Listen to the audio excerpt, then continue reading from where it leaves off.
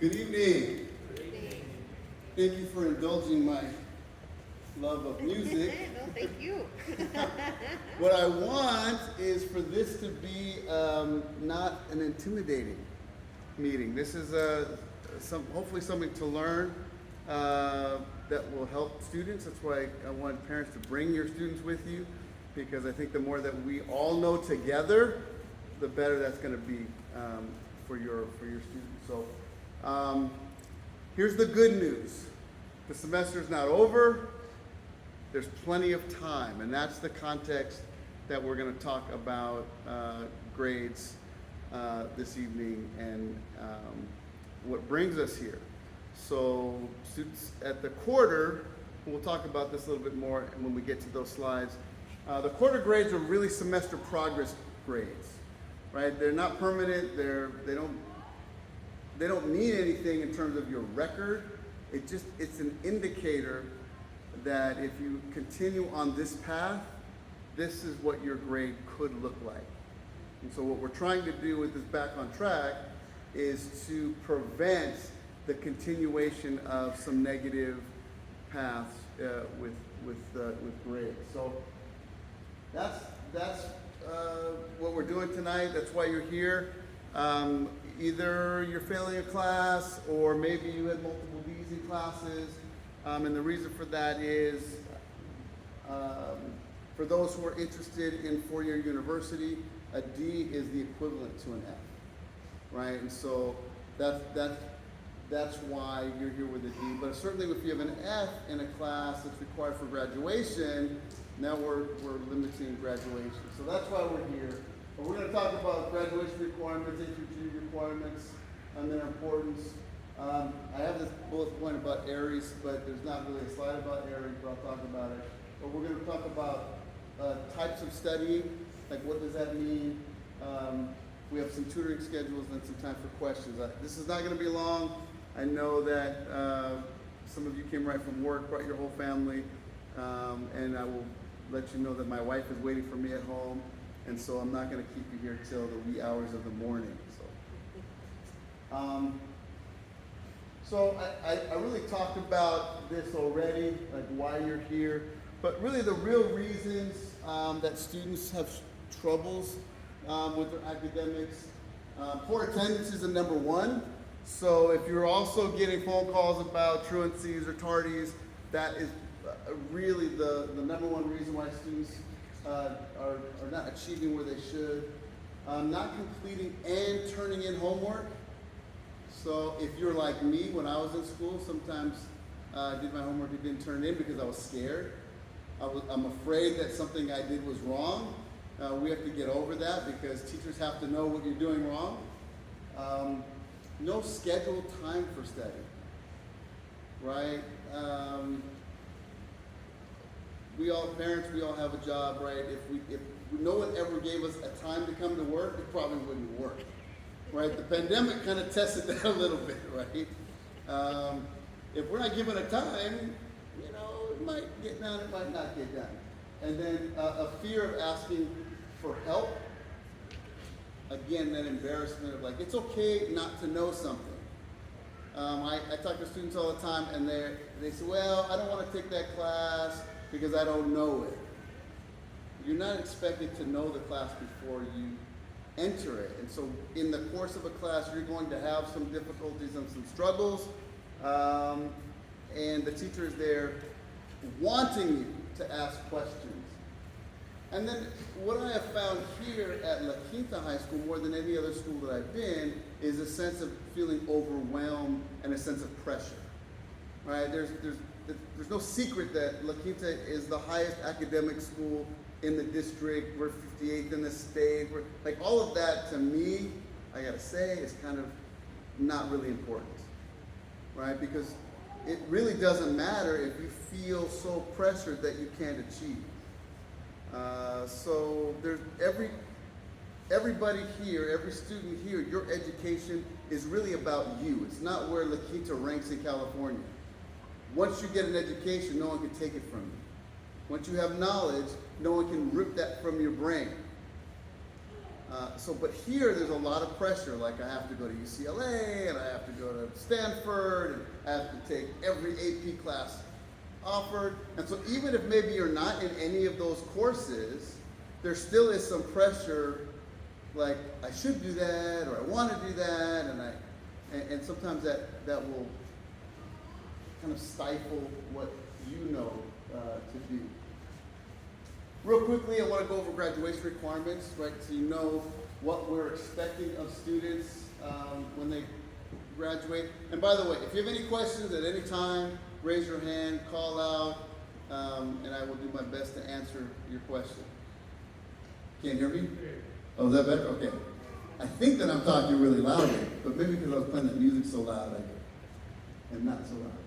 So there's required courses for graduation. In Garden Grove Unified, we need 4 years of English, 3 years of math, 2 years of science, 1 year that is a physical science. We actually have a physical science class, a chemistry class, physics. Those are all physical science courses. Life science would be biology, AP Bio, human body systems, any course that deals with life science. There's a 3-year social science requirement. So sophomores, you take world history your sophomore year, juniors are U.S. history in your junior year, and senior year you take a semester of econ and a semester of civics. Those are your 3 years. We also have some elective courses and AP courses, but those are the basic courses. There is a 2-year requirement for PE, or as one of my colleagues says, physical education.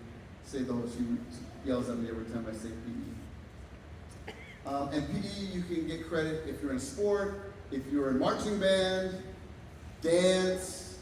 There's a variety of ways to get that as well. And then there's 1 semester of health, so every student takes health. And then there's 13 elective courses. So those are courses that are not specifically required towards graduation to get to 220 credits to graduate. Right? And so what you'll see, and as a district, we have done a really good job of graduating students at a very high rate, and then graduating students eligible for college and career. So I show you this slide again, not to pressure you if a 4-year university is not what you're thinking about, but if you follow just the courses that we put you in to graduate, you are going to, with a few tweaks, make your A through G. So for going into a California college or university, they require 4 years, we require 4 years, 3 years of math, they recommend 4 years. So we hear most of our students take 4 years of math. Science, there's a 2-year requirement, but they recommend a 3rd year. UC requires chemistry, so the life science, like biology would be the biological science. 2 years of social science, which is exactly, oh no, we have more social science required. So you're gonna get that just by graduation. A language other than English, we offer Spanish, Vietnamese, and French, and they require 2 years, but they recommend 3. And then there's a visual performing art requirement, 1 year. And then there's an elective year, which is just an additional year of any of those other categories. So really, if you just take a language other than English, so you take Spanish 1, 2, and you take drama, that's pretty much the tweak that you're going to need to make your A through G courses. So that's why sometimes when you sit with your counselor, you might say, well, drama, that's not such a big deal, right? I don't need drama to graduate. But it is an A through G requirement, and it actually does fulfill, I'm blanking right now, multiple ways that you can meet some of these requirements. So, but that's just to show you, again, to look at that, really to address that pressure piece. Like, why is it that we emphasize all these rigorous courses, and why it's such an intense. Because our graduation requirements and A through G requirements are pretty closely aligned. Okay, so if you want to be eligible, there's just a couple of classes to take, so it's really not that difficult if that's something you really want. One of the other things, especially for any freshmen here. What? You're freshmen. I would have, freshman over here. Okay. This is the most difficult transition, right? Because in intermediate school, you get a grade every quarter, right? Our quarter grades, like I said earlier, for the sake of argument, are meaningless for your transcript. So we issue grades. First quarter, there's no credit issue. You get a grade. So this is kind of that progress of first semester. Your second quarter grade, we give you credit. So it's first and second quarter, makes up semester 1, and those courses that you get a D or above, you receive 5 credits. That same process happens third quarter. You might get a grade but no credit. Fourth quarter, you get 5 more credits based on third and fourth quarter grades. Right? So here's the good news about being here in this meeting tonight is that there's plenty of time to raise an F or a D by the time grade reports happen, which is in January. So there's time. You get nothing else from this. This is not a time to panic or be worried. It's a time to be informed, right? This is something that you can do. I've seen many students sit in meetings like this and come out fine and pass all of their courses. Now, so what happens if you don't pass? Let's say you make a choice, a path of travel that leads you to failing. And this is not, again, to scare you, but I think you need to know what you might be facing. So you're going to need to repeat courses. So if it's an English class, a math class, right, these are courses that you need specifically for graduation. You're going to have to repeat those courses. We have a program here, it's Apex. So we have a 7:15 class and a 3:30 class. And so if you fail geometry, we're going to put you in an Apex class and we'll retake that information. Okay? Now, and there's a lot of reasons why maybe you failed that class. It might be summer school. So there's an opportunity to take a full year of one course in summer school. So if you fail a year of geometry, then you could take that whole year in 6 weeks. Is it 6 weeks? Yeah. Two 3-week sessions for a total of 6. Well, let me go back here for a second. I had a student some years ago who graduated from high school in 4 years, but spent the equivalent of 6 years in class. Apex we used to just call credit recovery. So he took semester courses, took a credit recovery class, took second semester courses, did summer school, first semester, credit recovery. He did it every year. One way or another, we're going to get you to graduate. In 4 years, or the equivalent of 6 years. Yes, sir. If you fail an elective, you don't necessarily have to repeat that specific class. So let's say your elective is computer science. It's not there, but you need the credits. So you wouldn't take Apex for that. You might go into a summer CTE course, but you have to have 220 credits. So you can have all the specific required courses, math, English, science, and be 5 credits short in electives, and then you won't be eligible to graduate.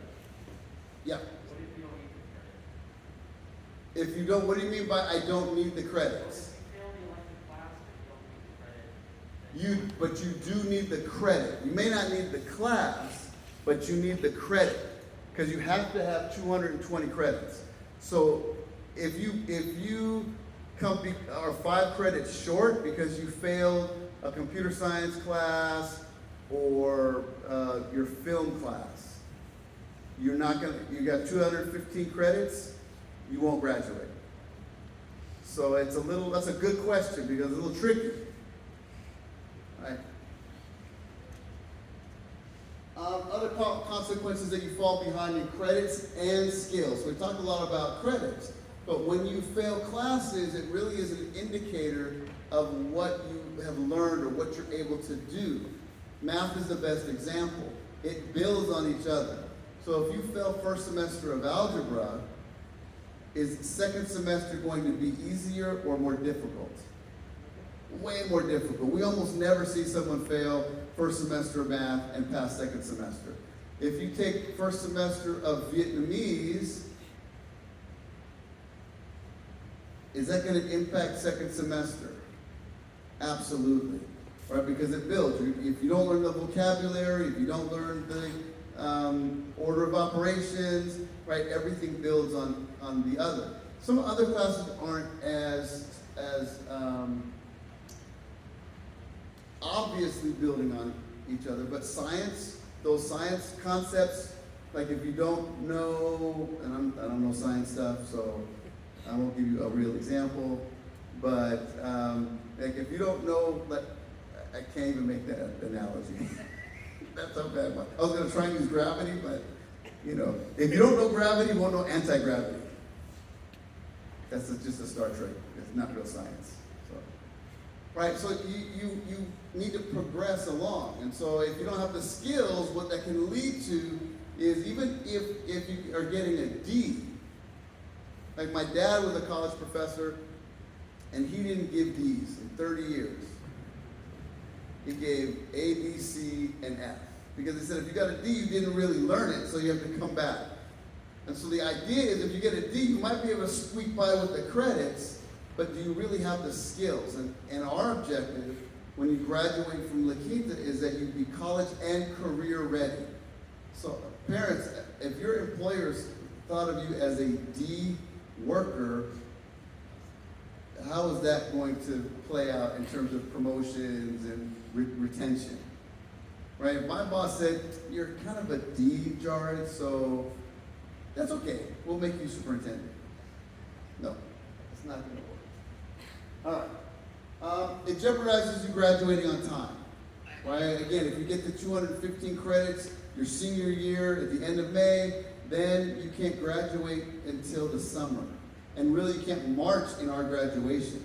You can't participate in those graduation requirements. Again, our objective here is to get you a high school diploma, and what we want you to do is go 4 years, graduate at Bolsa Stadium with all the pomp and circumstance. But if you have 1 or 2 classes that you have to take in adult ed in June and July, and you just come pick up your diploma in September, we've achieved the objective of getting you a diploma.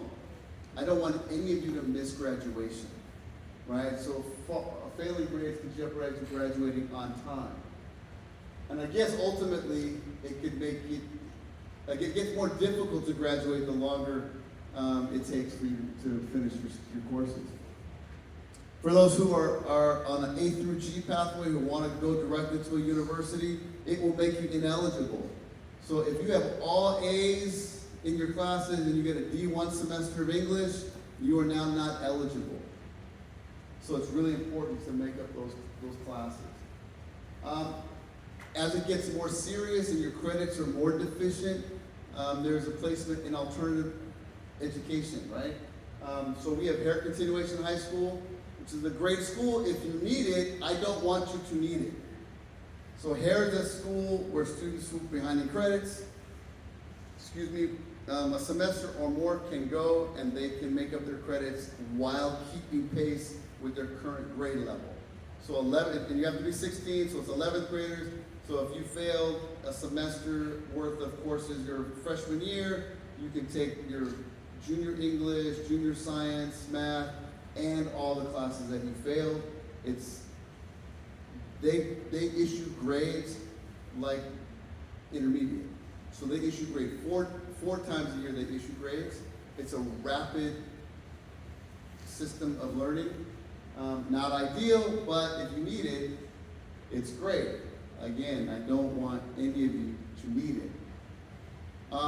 If this really gets bad, then we start looking at Access, which is the county school that is no longer in our district. It is a more individualized program. It's packet work. It's not, there's no A through G courses, although it is accredited. but it really is kind of the last option for students who just have decided, like, and for some students, the comprehensive experience, it just doesn't work. And so that is a great way to get your diploma, but I don't want you leaving the district, and I want your diploma to mean and have the most significance, the most credibility, the most prestige, which is a Garden Grove Unified District diploma. But these are really for students that are, like, have failed everything, and they're behind 2 years, 2.5 years. And then the other consequence is just being left behind, right? College and career ready. Like, if you delay receiving a high school diploma, it will be more difficult for you to do whatever it is that you want to do post high school.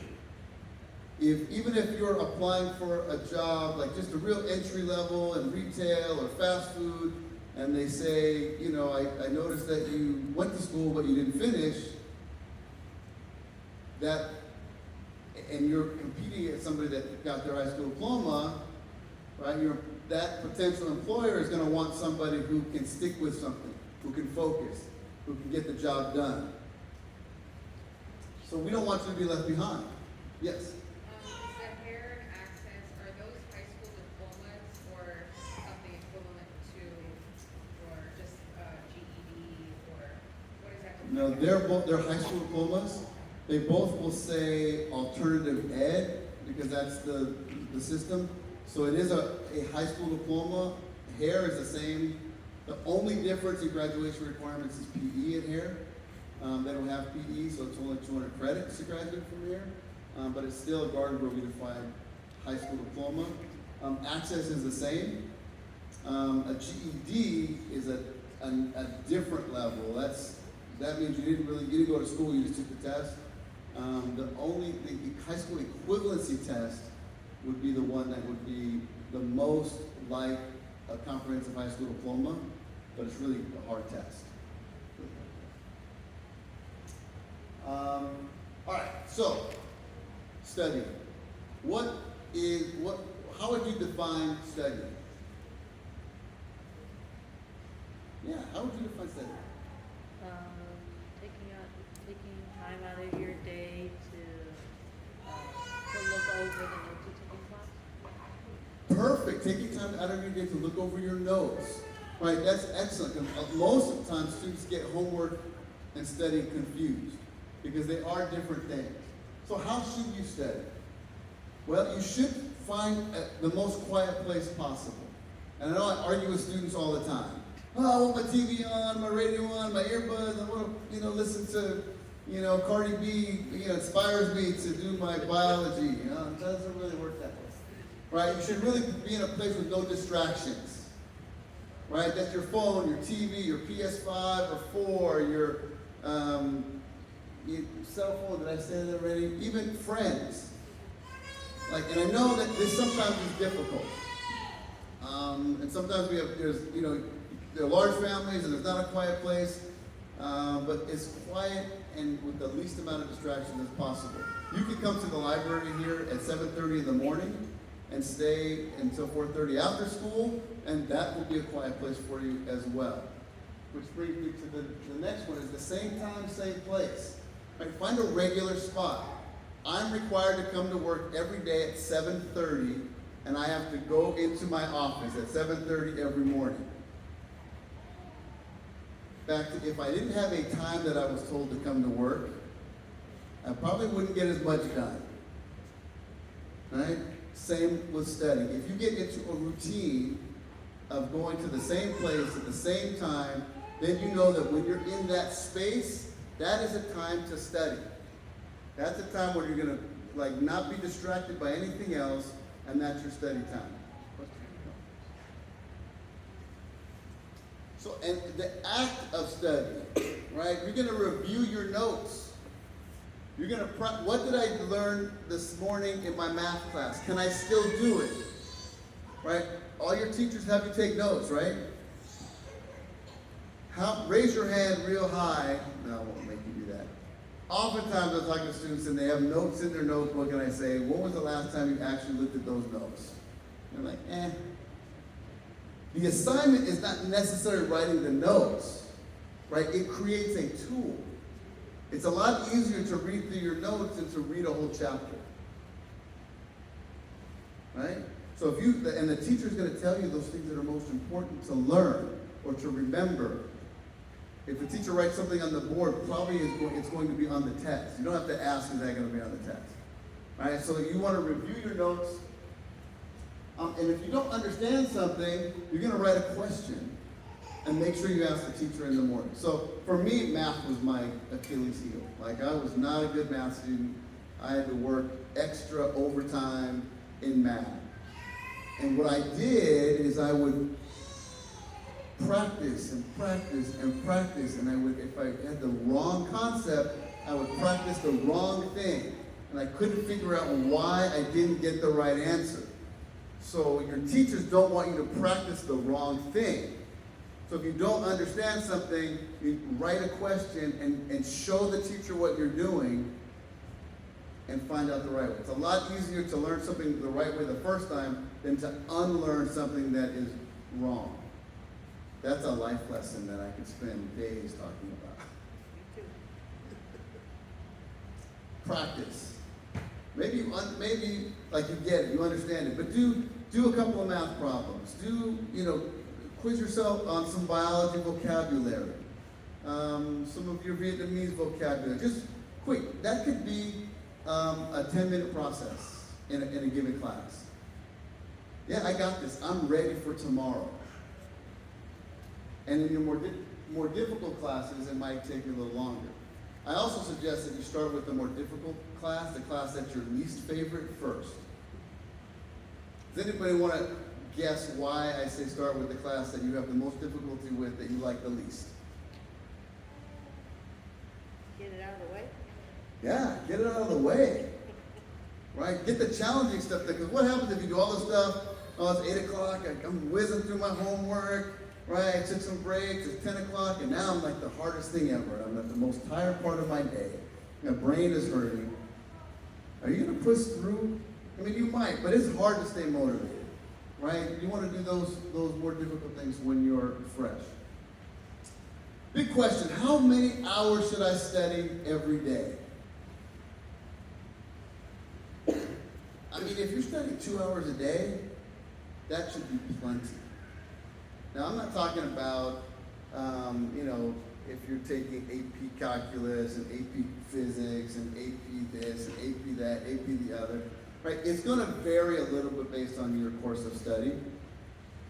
But if you're taking, 5 or 6 classes that are, your college prep classes, maybe 1 or 2 AP courses, might need a little bit more time. But generally speaking, if you get into the habit of studying 1 to 2 hours a day, you are going to see a real increase. So from now until the end of the semester, if you commit, like how many hours do you study right now? Again, I won't make you raise your hand. I won't make you say it. Right? And let's break it down a little bit. So if you study for 15 minutes in each class, you really, math, what did I do? Math, science, English. What's the other fourth core? Math, science, English, social science. Thank you. Right, those are going to be your 4 core classes.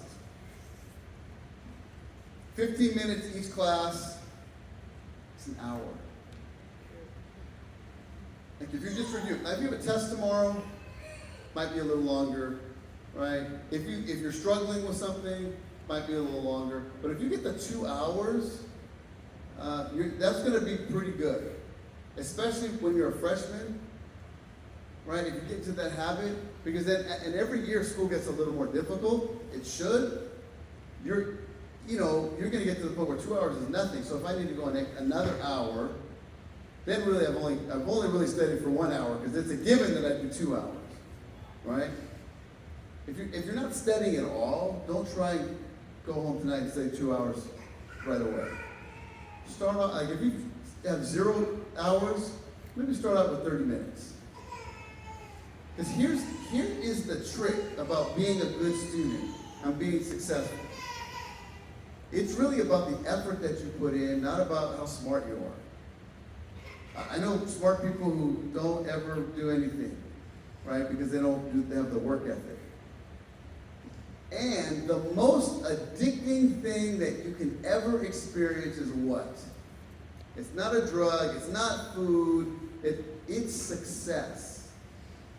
When you start getting good grades on your quizzes, on your tests, on your assignments, when you know the answers to questions, that is super addictive. And that's the good addiction. Right? We're talking about something that you really start connecting with. And if you start with 30 minutes and increase as needed and get up to 2 hours a day, and here's the other trick. If you study from 5 to 7, I was just talking to Yolanda, if you study from 5 to 7 o'clock every night, every day, how is that going to impact the amount of video games that you play? Or the amount of time you spend watching YouTube videos? Or the time you spend talking to your friends? Like, you still have 3-4 hours that you can watch television, go to a movie, hang out with your family, hang out with your friends. So I'm not talking about taking away all of your fun in life. I'm talking about adding to your life. And always keep in mind that study and homework are not the same thing. Now, you might have to come home and finish up a couple assignments or questions on an assignment, or rewrite an essay for English, right? And that's your homework. And I don't know how much homework teachers give here yet. I don't have a good sense of it. But I know in general, and sometimes the homework is practice, but make sure that you're reviewing. Even after you finish your homework, did I really know that? Or did I just get through it to finish it? So ask yourself, do I know this? Do I understand this grammar? Do I understand this equation? And be a thinker about what you're doing for your study. All right. And then make sure you ask for help. Right? A lot of times, and I meet with students who have to go to hair every year. At the end of the school year, end of semester, and about 50% of students that end up having to go to our continuation school are students that came to school every day, never got in trouble, were wonderful human beings, and just sat in class, and they looked very attentive, but they just didn't know what was going on, and they were too afraid to raise their hand and say, I don't get this. Your job is to say, I don't get this, as many times as it takes for you to get it. And if a teacher does it, it says, I don't have time for that. You come and tell me. You come and tell one of the other APs. My job is to make sure that teachers answer your questions and provide you with the answers that you need to be successful. And if a teacher ever makes you feel bad about not knowing something, that shame on that teacher. Come and tell me. Okay? All right. So, talk about our basic, a little review. Come to school every day. Come on time. Do what teachers ask you to do in class every day. Right? That is that, I'm given an assignment by my boss, I get it done, I get a paycheck. Teacher gives you an assignment in class, knock it out, get it done, you get a grade. Complete your assignments and turn them in. I see some parents going, yeah, please turn it in. I can't tell how many backpacks I go through. I'm like, you have a semester's worth of homework. You're all done. It's okay if you get some of it wrong. Here's the thing. 50% is a lot better than 0%. It's the power of 0. If you don't turn anything in, you get nothing. If you get 50%, think of it like you can eat a half a pie or no pie. What would you choose? I mean, we should probably choose a piece of pie, but Thanksgiving is next week, so I'm going to choose at least a half a pie, right?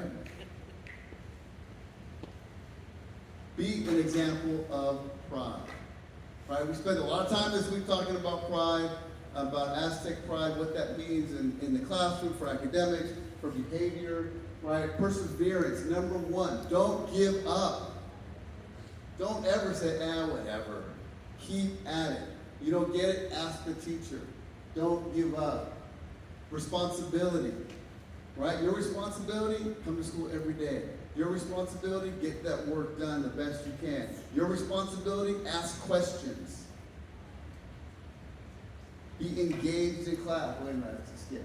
Innovation, right? We want you to take new knowledge and new information and do something with it. So if you haven't been studying, the innovation that I'm asking you to do, that your parents are sitting next to you and asking you to do, is be innovative and start a study habit. 15 minutes, 30 minutes, and build on that. Dignity. What did I say about success? The most addictive thing possible. You'll never be more addicted to success. There's a lot of dignity in hard work and achievement and success. And you are going to be able to be really proud of yourself. Because who can take away what you learn? Nobody. If it's in there, you have it forever. And engagement. Right? Participate in your learning. Raise your hand, make comments, ask questions. When your teacher's saying let's go to pair share, don't talk about, Wakanda, or, the Marvel Universe. Talk about, engage in that subject that the teacher asked. These are the questions that you're going to ask each other. This is described. Do it. There's a reason why teachers have those, we call those instructional strategies. They're really just ways to trick us all into learning. It's a way to make learning more fun and enjoyable. But if you don't engage in it, you don't get the benefit from it. And so that is our Aztec pride and how it relates to being successful. So resources. So the first, you have teacher conferences. So if you're really concerned, parents, and really maybe this is information, right? How do we apply it? How do we really get it going? We can set up conferences with your teachers. If it's one teacher, two teachers, or all six teachers, we can facilitate that, right? I always get ahead of myself. Your school counselors, they are resources.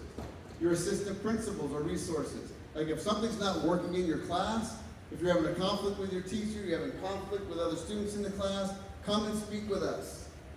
We have ways of fixing things. But if we don't know what's wrong, we can't help you. Project Kinship. We have a whole program on campus dedicated to helping you with conflict, having someone to talk to kind of just, this is not like therapy or counseling, but if you've met Vince, like just sitting in his presence and you just feel calm.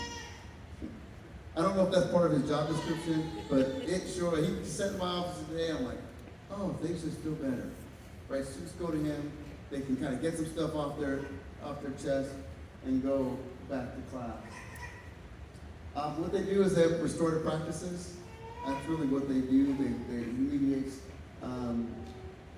conflict. We do have social workers on campus. So sometimes our blockage to learning and being successful has to do with some other issue unrelated to education. We have students that have gone through, look, we've all been through trauma in the last almost 3 years now, right? It's something we can all relate to. Distance learning is still affecting our students, right? That gap of 2 years of seeing their friends and being out and being worried and seeing people get sick, that is affecting us, right? That's the extraordinary trauma. But then there's just the trauma of living, right? Maybe there's some family issues, maybe death in the family, maybe you're just feeling off and not yourself. We have what we call the Aspire Social Services. That does require a parental consent. So if that's something that you're interested in, we can provide that. Again, I talked before I click. Social emotional therapeutic services. And we have a well space. We have a room in room 408. You've probably heard all the rage really the last couple of years is around wellness. We see it in the workplace, corporate America. Google probably started this with some of the cool stuff they have in their offices. But what we found out, psychologists, it's like positive psychology. I relate it to going to the gym and exercising. That prevents me from having a heart attack, right? If I have a heart attack, I need a cardiologist and I have to have surgery, right? But the gym prevents me from that level of like getting sick. So the well space is a room where students can go before school, after school, and during break, and they can go in 10-minute increments. And they check in, and there must be like 50 kind of activities that you can do all by yourself. It's all individual. It's guided. You get an iPad, and there's, you can draw, and you can sit. We have this like zero gravity chair. It's just a very peaceful, calm place. It's kind of like, I like going camping. It's kind of that experience where you just have to kind of get away from the craziness of life, and you can do that in 10-minute increments. You check in, check out, and you don't miss any class. So we have that for student wellness, and teachers have access to that on Wednesdays, so Wednesdays is not open to students. We have expanded learning opportunities. So we have times before school and after school where students can get extra help. So we talked about Apex as one of those, so if you need to retake a class, we have morning and afternoon classes. We have tutoring in the classroom, so algebra, geometry, in room 808, Tuesdays and Thursdays at 7 a.m. to 8 a.m. in the morning. Spanish at 309, Tuesdays and Thursdays from 7 to 8. And our library is open in the morning at 7:30, and it stays open until 4:30 in the afternoon. We have peer tutors, so we have students in, I think it's National Honor Society, who are top students in math, science, English, and so you can go and have another student help you with an assignment, explain something to you. These are your resources. Use them. Like if maybe you're timid in class to ask a question, go to the library after school, ask one of your peers. Go to one of these, if you need trouble, some help in algebra, geometry, go to room 808 in the morning. Everybody there is there because they want and need help. I know people are taking pictures. I'm going to send this all out too, because I think it's really important if you haven't seen it already. There's a couple of things. This is the last thing. If you want an appointment with your counselor, you can. There's a QR code.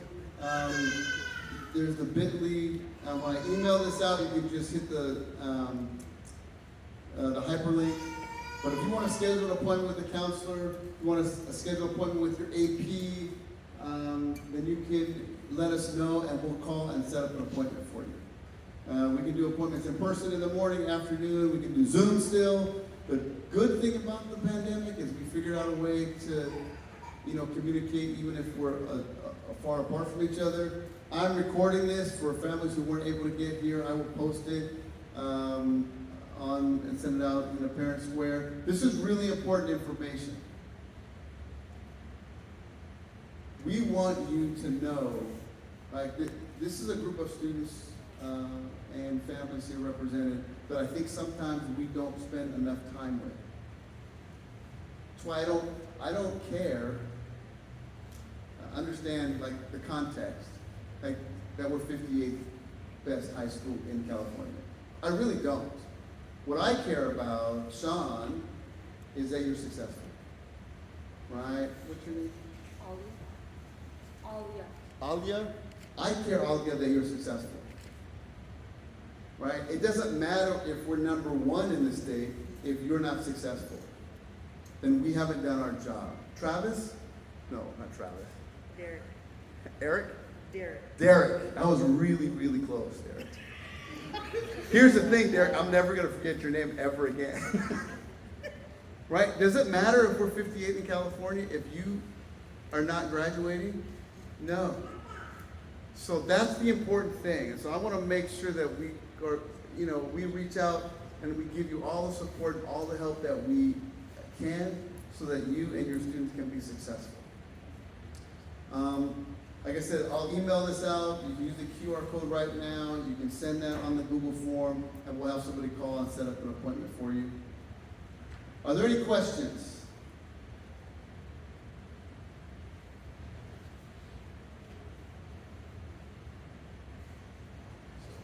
Has this been helpful? Yes. Right? Good, okay. Is this some motivation? It is not too late. First quarter grades or progress of first semester, it is not the end. The end doesn't come until January. You have Thanksgiving break next week. Guess what? There are no classes. You have Monday, Tuesday, Wednesday. You could probably squeeze in those 3 days in between PlayStation, an hour or so a day of catching up, making sure maybe you're just getting your assignments that you're completed together and you can think about what it feels like to actually turn it in. So you have some given time. And then when we come back from break, we have 2 weeks, 3 weeks until winter break, and then there's 2 weeks where there's no new classes, right? And so that's some more given time. So there's plenty of time for you to raise these grades, and so that you don't have to take APEC and you don't have to take summer school. I want you to go to the beach this summer and to Disneyland or the mall. I don't know what kids do anymore. I went to the, I'm old. Went to the mall for entertainment, right? But whatever, I want you to have fun and relax, and kind of bask in the glory of success. Some of you are going to graduate at the end of May. I want you to enjoy that. I don't want you to come up to graduation nervous. I want you to know for sure, yes, I'm going to get it. Thank you for coming. I appreciate you being here. I know, some of you brought your whole family. I appreciate that. I know that's difficult, and it means something to your student that you're here. It takes 3 legs, right, for a school. School, parents, students working together. We can stand strong and be successful. Thank you. Be careful. Safe going home. And I'll stick around if you have some individual questions.